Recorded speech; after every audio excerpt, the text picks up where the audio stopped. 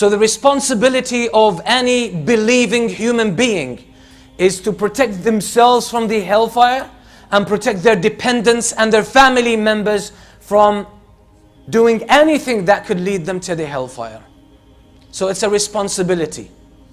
Yes, first and foremost, we are responsible for ourselves, but we are also responsible for our families. And this is a profound responsibility. And this means on the day of judgment, when each one of us stands in front of Allah subhanahu wa ta'ala for the reckoning, for the hisab, for the account, you will be asked about yourself. And on top of this, you will be asked about your family. What did you do to protect them from the hellfire? So it's a responsibility, and you will be questioned about that. You will be held responsible and accountable for whether you did or you did not effectively act to protect your family members from the hellfire. Where does this lead us? It leads us to realize the importance of our families and that we are responsible for them. Because in the minds of many people, of many fathers, so in this khutbah specifically, I'm addressing the parents. And more specifically, I'm addressing the bread owner in the house, mainly the father.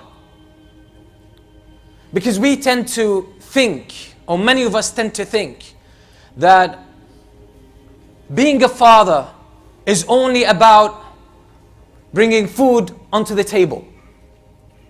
Only earning a living and providing financially for the kids. Making sure they eat well, they dress well, they go to school, and that they grow physically healthy. We think that's what being a father really means. So we limit it to that, only to that duty. And when it comes to the mothers, a lot of the mothers think that the responsibility is that she has to give birth, clean the child, wash their clothes, prepare their food, and that's it. And that's it. So in a sense, some of us have reduced parenthood and the beautiful position or role of being a father or a mother only to physical needs. Only to physical needs. But this verse defies this kind of understanding. That Allah says, your responsibility is to protect yourself and your families from the hellfire. So being a father or a mother is not limited to just providing for them, looking after their hygiene, helping them buy clothes and go to school and just physically grow to become adults. That's not what parenthood is about. Only about that. It's more than that. So it's important for us to see ourselves as parents that we have to protect our children and our spouses from any way that could lead them to the hellfire. Again, there is another misconception that is common among us. We think the only way as a father to protect my children from the hellfire is basically to give them some teachings about Islam, educate them. Educate them about Islam by sending them to school, to weekend school, Quran school.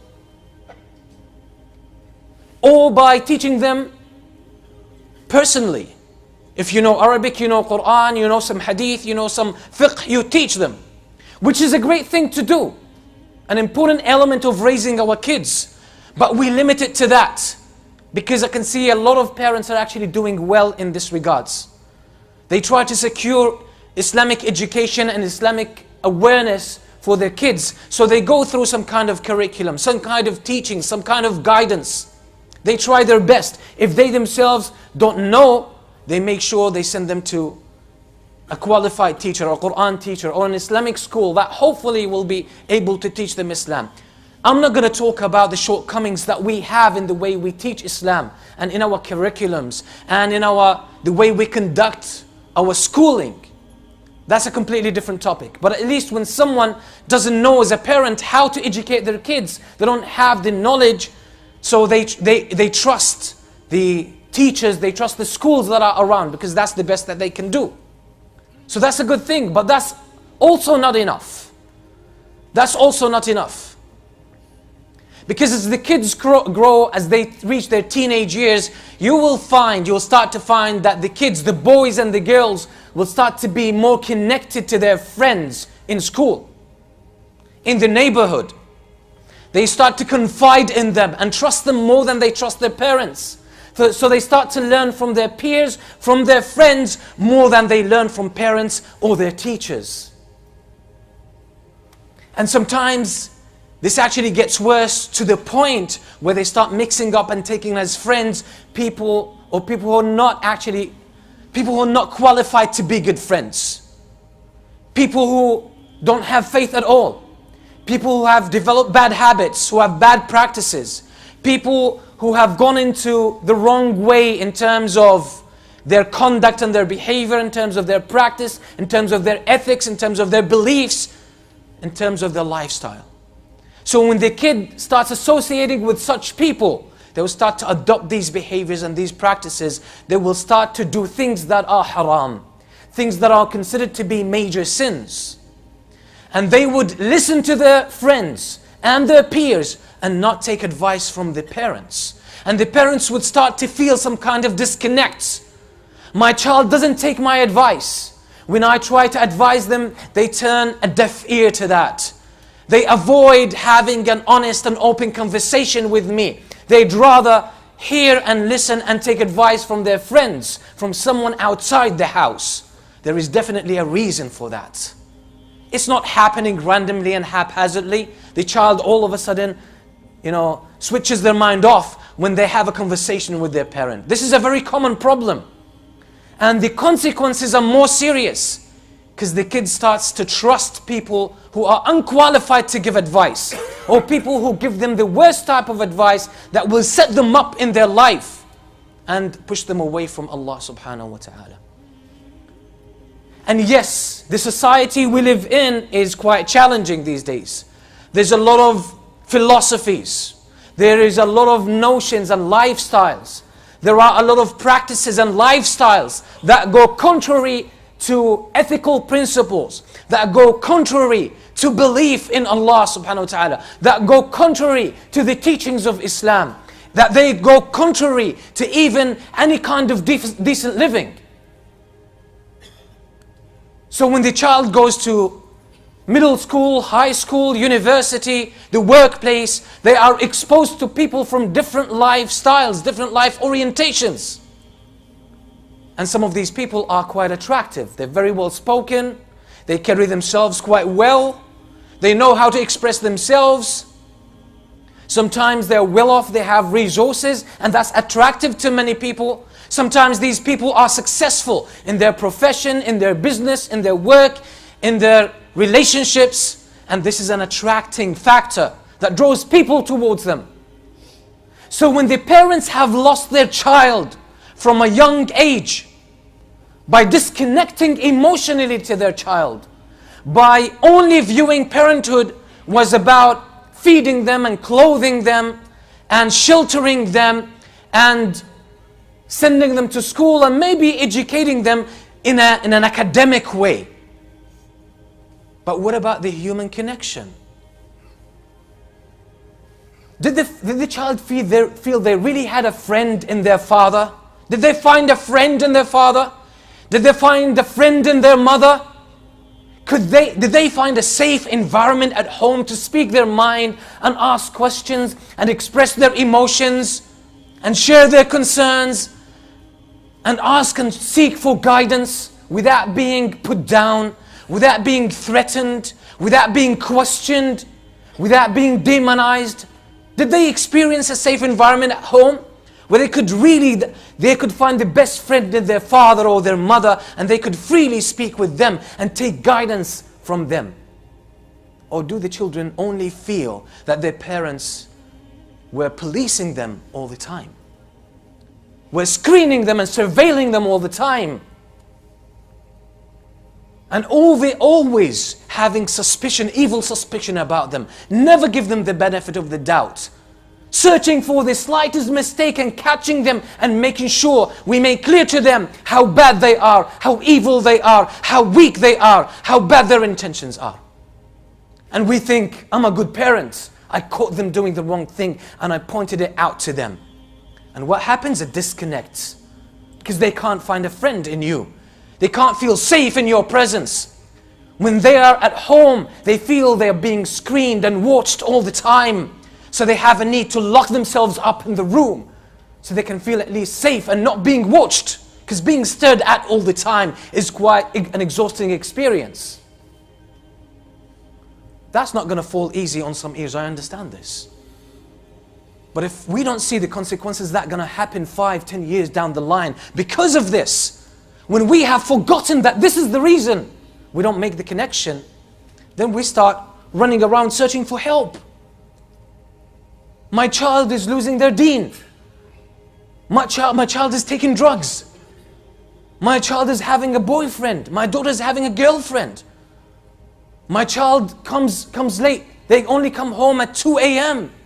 I don't know who they spend time with. They come with a smell of alcohol. They come with a smell of weed. When I speak to them, they never take my advice. And when they grow and have more freedom and independence, you can't do anything with them, right? They're way beyond your control. So how did all this policing, what kind of payoff did it give? It didn't give anything. We have to remember and keep in our minds that we live in a society that's open. In a Muslim country, predominantly Muslim country where there's Muslim culture, you can leave the education of your child, you can leave it to some extent for the society. Because everyone in this society, they take it as a responsibility to teach the child. The whole flow of the society, of the culture, keeps the children somehow safe from very bad things.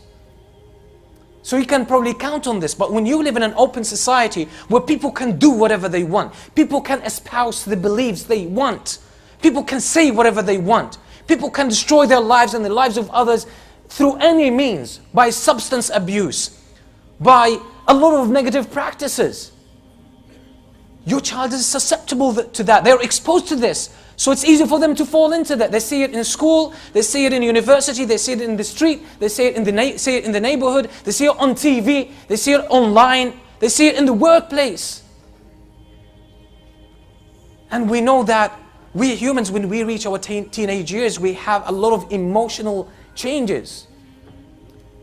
Our outlook on life starts to change. We want meaningful relationships. And if we can't find this at home from the father and the mother and the siblings, people are going to search for it outside. And the problem is when you have in school or outside in the street, when they have people who would listen to them, people who would give them some kind of validation, some kind of respect, some kind of regard. And these people are doing bad things, but they will rush to them because of their desperate need has not been met at home. I mean, you can argue against this, but facts remain facts. They are brutal. As bad as they seem, that's what our youth are going through. There's a disconnect.